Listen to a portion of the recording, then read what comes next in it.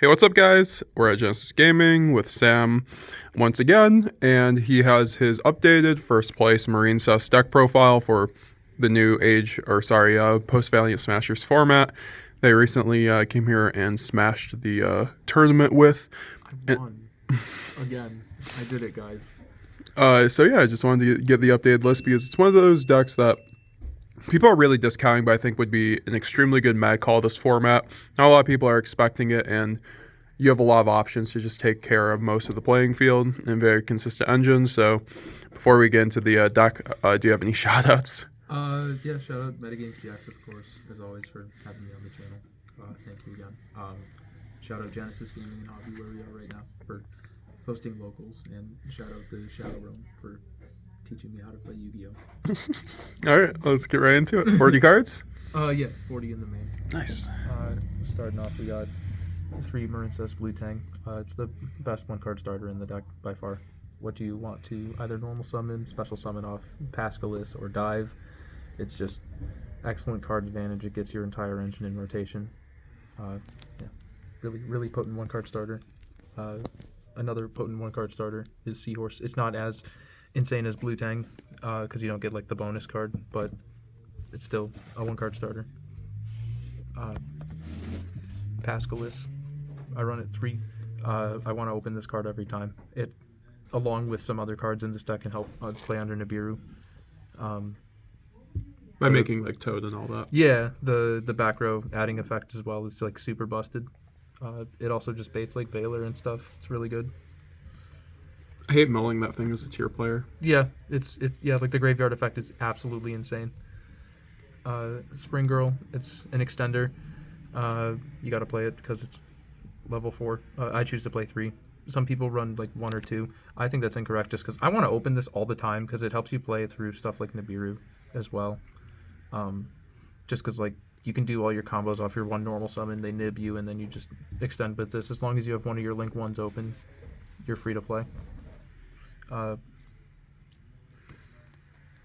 then for the one-ofs, got 1 Mandarin, Sleepy Maiden, and Basililima. Mandarin is excellent either when you open Seahorse with Blue Tang, or it's excellent on the 3rd turn as part of your sequencing. Sleepy Maiden is a wonderful extender, protects the field spell. So under Wave, this will be unaffected, and they can't attack it, so the field spell is just all good to go. And then Basililima is sort of like Dingirsu, or like Balinx rather. If a monsters you control be destroyed by card effect, you just banish Basililima instead. It's another level 4 name. Really nice to summon off dive to get like the Bahamut Toad. And then for the MARINCESS spells, we got 2 Battle Ocean, 3 dive. I just don't like my stuff getting Cosmic Cyclone, and having the second one of this is really good. It does come up. You just got to play 2. 3 dive. Yeah, it's Monster Reborn. Searchable. It's absolutely insane. It's also Itelli if you have Battle Ocean. Pretty consistent to get to that. And then the end all be all 3 wave. All right, so why do you run 3 wave versus mini decks who only run 1? Because they choose to run a wide variety of hand traps like Mourner, Valor, Bell, Ash, Crow, all sorts of stuff. And I mean, I understand that playstyle, but Wave is also a hand trap. Like, the theory with all of my decks, like when I deck build, is to play like going first, and like opening this card is absolutely insane. Because it means like I've had games before where I open 1, get 1 off of Blue Tang's bonus card effect, and then search the 3rd with Triangle. I just have all 3 of them in my hand. It's crazy. Like, people never expect the 2nd or 3rd, so right, it really yeah, comes like, in. I had a scenario against I don't want to name drop, but I was playing against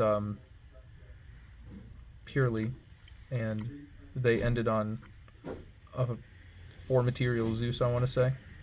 So they went activate Zeus. I chained Wave.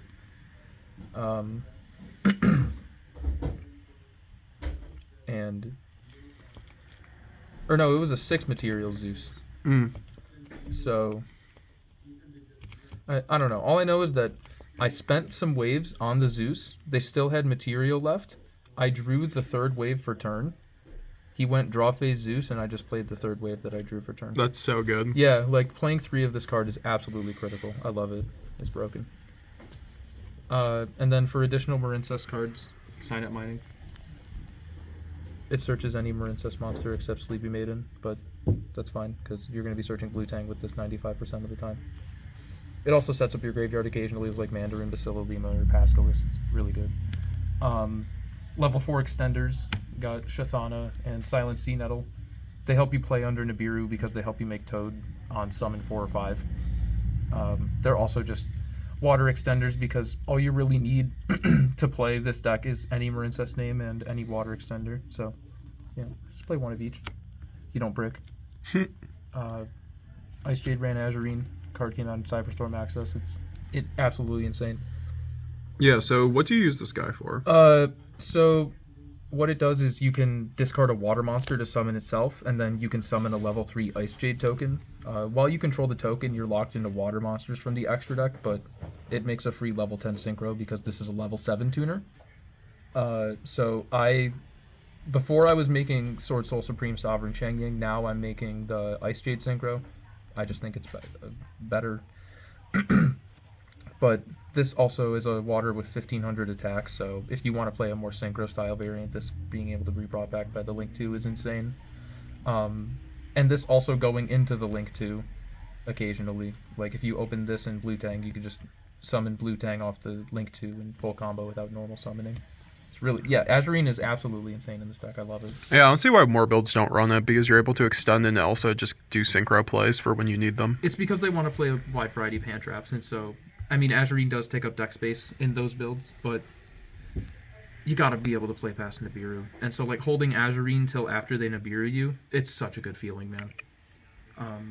Especially if they nib you at the wrong time. Like, if they nib you on summon of Coral Anemone, you just use Azurine, go into another Coral Anemone, and use Oh, you're just fine, yeah. Yeah, literally fine. Like, this card is insane.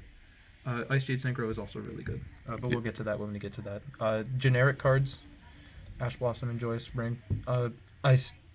Branded is still a deck, so you gotta play it. Also hitting the emergency is kind of nice. Yeah, it's also just like really good against a bunch of other stuff. I wouldn't say it's like super effective against Tearlaments, but I mean, hitting the field spell is pretty good. Yeah, but you could also just like, I don't know, side it out for other stuff. I would personally side it. I don't know. I like it, but it depends on what you want to bring in. Forbidden Droplet. This card goes crazy in this deck sometimes, bro. Yeah, so you break my board so much with this card. Yeah, so there was... Why is it good in Marincess? There was a time where... I'm actually just going to, like, pull up the cards just to show you what my setup was. So I had Battle Ocean on field, and I had Coral Anemone. On Link Summon, I equipped both of my Link 1s from Grave to Coral Anemone. Yep. I was going to use its effect to target something.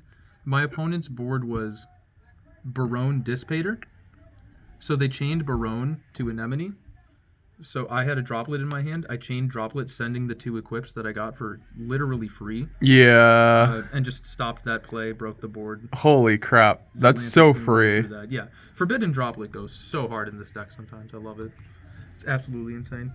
It's also just like one of the very few cards in this game that's a good going first and going second card. I've seen Marincess builds play like goes and match stuff like that. Maybe they're on the barrier statue. I understand that, but like, have you seen the boards that decks set up?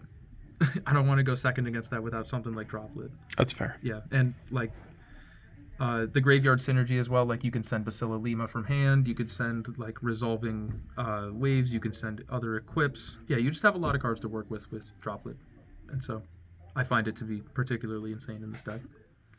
And then the 3 power 1-ofs. Called by the Grave. I hate hand traps. Triple Tactics Talent. I really hate hand traps. Thrust. Don't try. So how do you like Talents and Thrust in your deck? Because it's a card. Those are cards I don't typically see in Marincess, but I feel like when they resolve in your deck, they're incredible. Yeah, like Called by the Grave is just this card has just been a staple since its release. Let's be honest. we're done. We're done talking about that. Enough said. Everyone knows Called by the Grave. It's broken. Talent, it's crazy. Draw 2.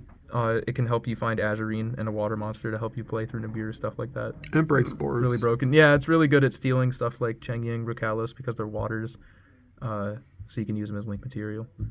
And then Thrust. Thrust is, oh my god. Thrust is insane. Would you run more Thrust if you had the opportunity to? I don't want to brick on it, so that's why I only run the 1 and just like... It's just been fine hope to see it. It's a very powerful 1 of. Yeah. Yeah, I just don't want to draw multiple Thrusts. If I see it, I see it. Because this is a normal trap. So like you can just set this or add it to your hand if they control a monster. And it's just like free. If they stop Coral Triangle, they didn't stop Coral Triangle. It can also... It, alongside Sea Angel, can find both spells. Because this finds dive and the Sea Angel finds the field spell. The fact you can get dive, it's like me of them. searching branded fusion going second, like basically, for your Thrust deck. is literally one of the strongest Yu-Gi-Oh cards ever printed. Yeah. It's so insane, man. And you can also find talent off it, stuff like that. You can find sign-up mining. You know, I've done that before. I've used Thrust to search sign-up mining to play. Like, it comes up, man. This card is broken. Yeah. That's it for the main. Onto the extra. I love the main deck personally. Like if you put this list into Omega or like Duel Link Book and you do test hands, I think it's like from my personal experience between doing that and playing it in paper, you'll have like an 85% chance to just full combo. That's really good. Yeah. I mean that's assuming that your opponent doesn't have interruptions, but I mean when you're playing in paper, you'll generally draw like plenty good. The thing, you have so many board breakers too, and just like engine to play through things. It's like fine. Yeah, and on top of that, like the MARINCESS engine alone can play through a couple disruptions by itself. So, yeah, you're good. Just playing through disruptions is immediately like mediated by having 2 separate link 1s. They just make playing hand traps and stuff or disruptions on the normal summon that don't remove them really bad. Because like impermanencing Blue Tang. That's fine. I'll just link it into Sea Angel, search a spell, excavate 3, and get what I want anyways. Or maybe I already have Seahorse, so I'll just add the Blue Tang back, and then like summon Pascalis from deck, summon Blue Tang from hand that I added back, and then there's my Bahamut Toad. Like the link 1s really, really make this deck go hard. They turn the 1-card combo into everything you need. Blue Slug is also insane in the grind game. Yeah. I got 2 Coral Anemone and a Splash Mage. Coral Anemone at home, basically.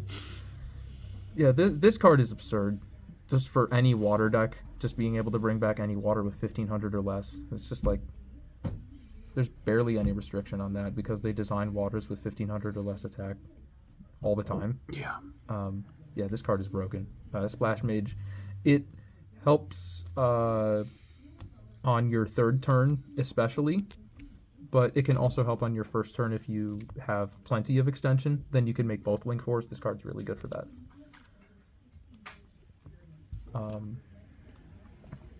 For the Link 3s, we got Coral Triangle and Marbled Rock.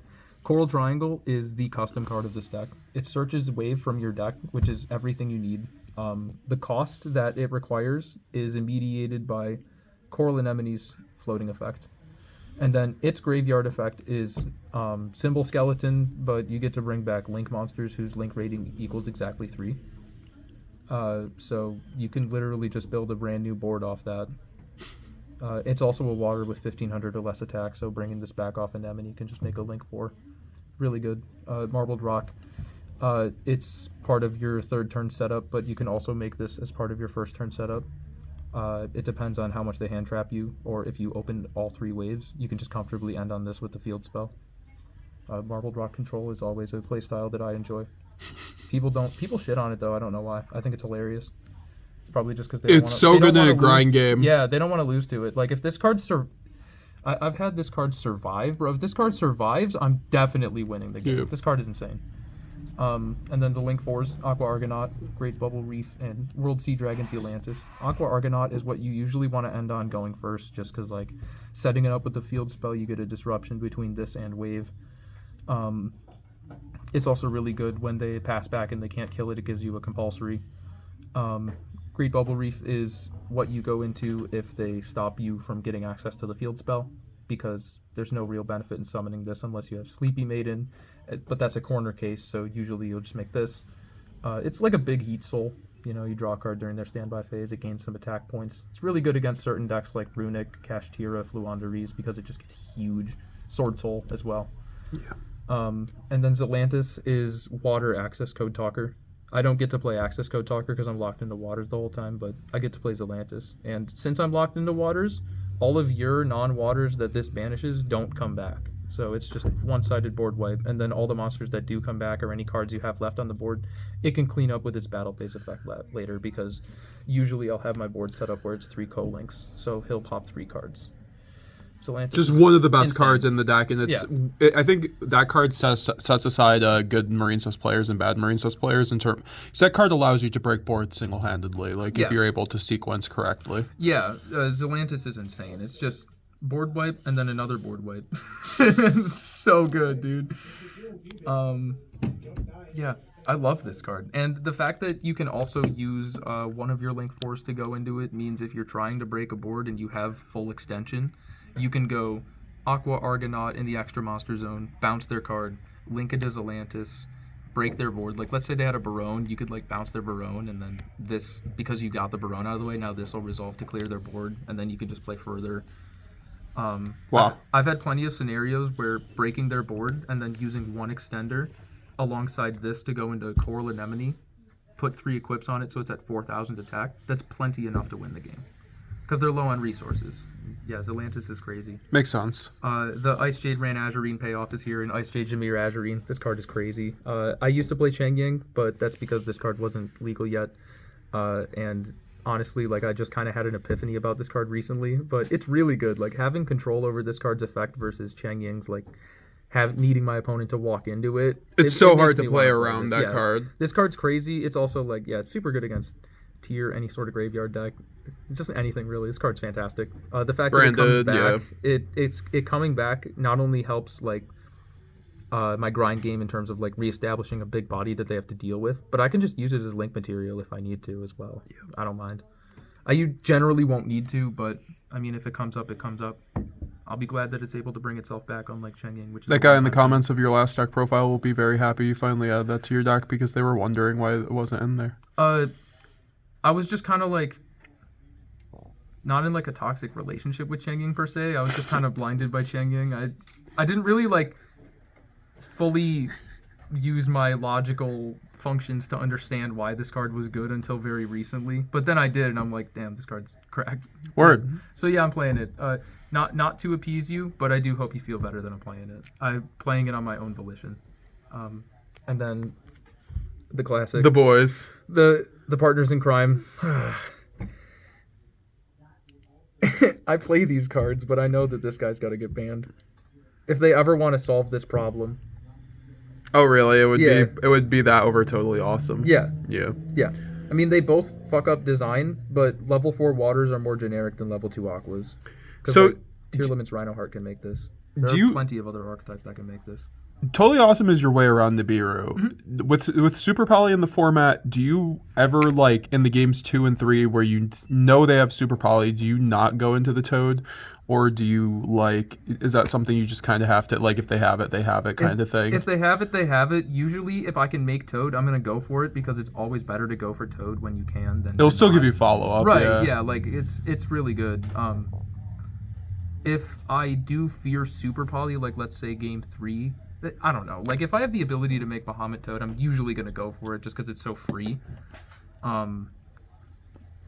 Sometimes you do just play around Super Poly, though, because you can't make Bahamut Toad, so you just end on the 1 Link 4. It's like, gotcha. But I'm not really looking to play around anything. Like, if you got it, you got it. We'll just move on to the next game. Sure. Yeah. Okay. That's just how it is. Let's see the side deck. Jeez, I gotta go grab that real quick. Excuse me. Oh, YouTube, watch him grabbing the side deck. Yeah. This is going to be uncut. All right. So, for the side deck, and I know that, like, I was saying that, like, the million hand trap build wasn't, like, the way that I like to play, but I do like to have hand traps in my sideboard just in case They're like good in certain matchups. I really like Crow. I've always been on this card since day one in like every Yu-Gi-Oh deck ever. It's just so good utility-wise against a smorgasbord of different decks. Ghost Ogre, I'm going to get so much flame for this in the comments. I don't care. But explain your reasoning because it made sense to me. I just lose to the Adventure engine way harder than people think because the Adventure token, I can't wave it because it's not an effect monster. So you generally want to have this to stop Fateful Adventure from searching the equip spell. It also stops Griffin Rider if you're going second, because they chain Griffin Rider, you just chain Ghost Ogre to destroy it. It won't That shuffle makes itself back. sense. It's also really good against Sprite, also good against Runic, and plenty of other decks. Like, Ghost Ogre's still a really good card. People don't expect it, which is the best part. Like, I remember I was playing against a Sprite player, I hit him with Ogre, and that was the reason they lost, because they weren't prepared for Ogre at all. So, yeah, I just got him entirely with that. I like it, but you could play Gozen Match or White Howling. I understand playing those cards entirely. Gamma Seal, you gotta play this card. It's the only kaiju you could play. It's the only water one. It's also really insane, because, like, you can keep this card if you're going first in, like, a grindier game, and if you open it, you can just send it for Toad's effect if you get nibbed or whatever, because it's an Aqua. I've done it before, literally on camera. It happens. Literally in 4K. You need an out to Noir, so you gotta play it. People are going to have an out to your unaffected stuff, so it's only reasonable that you have an out to their unaffected stuff or whatever. And then for back row decks, Cosmic Cyclone. I'm still on this card. It's so good right now. Like, you hit the Centurion field spell, they tear and skip. You hit My Friend, you hit the... I don't care about My Friend. I'll hit the field spell, because the field spell prevents me from waving their monsters. Yeah, exactly, that or that. Yeah. Or just the Unchained turn skip. Yeah, exactly. Yeah, it's really good. And then evenly matched as well. Just clean it all up. Do you still like evenly as your choice of board breaker this format with so many negates rolling around? Like, would you ever see yourself going to Dark Ruler or like other things? I have Droplet in the main if I'm worried about huge combo boards, but if I know that I'm going second and Ogre or Crow is good against them, or like Ash is generally good against them, or maybe they just don't open as well as before, I mean, evenly's still really good. Like, you can find it off Thrust, which I find to be really nice. Puts pressure, it gets the negate out of the way kind of thing, if worst case. And also going evenly into Gamma Seal over the monster that they keep that's so is good. So dirty, bro. Yeah. Evenly plus something is actually very good in my opinion. Exactly. I probably would consider switching Cosmics for like 2 Lightning Storms and a Harpy's Feather Duster if I was so inclined, but since I want to go into grindier games, having like the ability to set Cosmic Cyclone and control when I can use it as back row removal is really clutch. And also just getting around anti-spell too for that reason. Yeah, because this deck really does not like anti-spell at all. So, yeah, that's it. Sounds good. So basically, yeah, you might put in, like, you'd say, like, maybe suggest Gozens or something, depending if you... It depends on your play style, and it also depends on what your locals meta looks like, and generally how you want to play, you know. I got my Crystal Heart Good Luck token as well with me. A remnant of a simpler time. Sounds good. Yeah, like, I understand people, like, if you want to play the Adularia, the mystical, like, whatever, the Moon Maiden with the barrier statue, I get it. Like, there are plenty of variants to this deck if you want to play Small World. I get it. I'm not saying this is a definitive build, but if you want to start somewhere and have a really fun time learning how to play the deck, this is the way to go. Sounds... Azurine will teach you how to play through, like, disruptions and stuff. Yes. The Ice Jade Synchro will help you learn about, like, timing of effects. Like, it'll help you, like, learn the chains if you're having difficulty with that. Zelantis can help you break boards, and the Marincess engine can also help you play through hand traps. It's just really solid. And then, yeah, the main deck is just consistent and streamlined. And so you'll draw well generally every time. Very consistent. Thank you very much for the deck profile, Sam. Congratulations, and hope to see you again soon. And see you guys later. Have a good one. Like and subscribe. Peace, everyone.